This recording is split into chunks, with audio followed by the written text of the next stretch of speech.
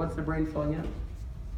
Right? So you see the logic there? So the point is, I wouldn't dispute that your brain can do magical things. It absolutely can. And we know visually and auditorily your brain can fill in missing sounds. People with high frequency loss don't hear it, but their brains can make sense of it. We know this is an auditory phenomenon. But there's no evidence that tinnitus comes from your brain filling in any sound at all.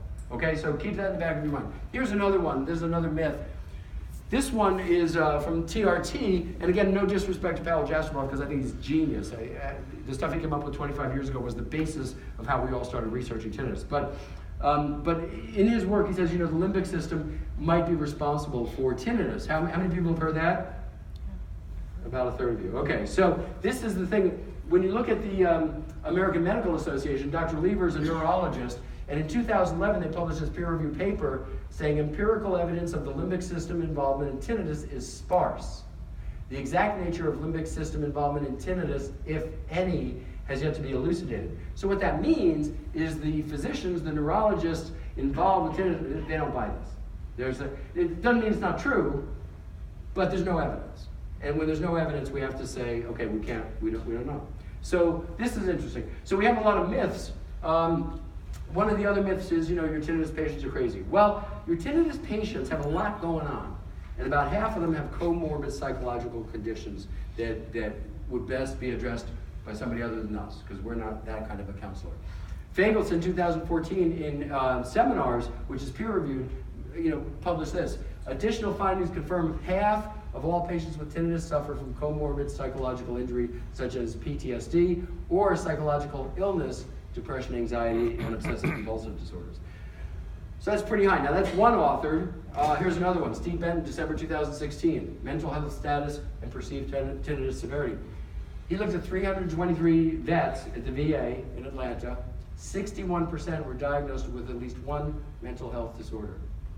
Okay, and over half scored moderate to severe depression. So these are not the same thing as a mild sensorineural hearing loss, hearing patient. These are patients who have other things going on, and they have to be treated differently. If you're going to run a tinnitus clinic successfully, you have to put in a lot more time with these patients, and you have to handle them in a very, very different way, because half of them have lots of issues going on in their life that we don't want to exacerbate and we don't want to take for granted. We need to make sure we're handling this professionally. I will say over and over today that if you're doing a tinnitus clinic seriously, you must have a referral around, or you can't take care of all the patients.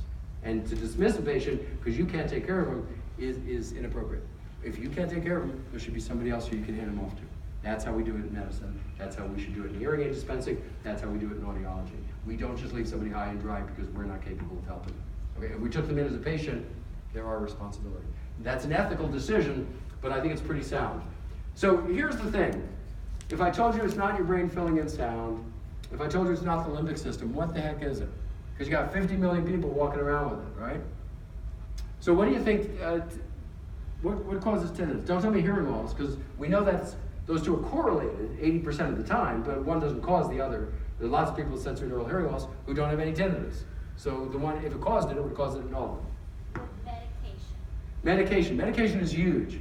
Every medication you've ever taken, every vitamin in your vanity at home has tinnitus as a possible side effect. Absolutely.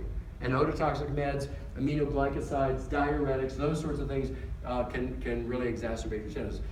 Aspirin, right? But the thing is, you and I cannot ever, and you should never,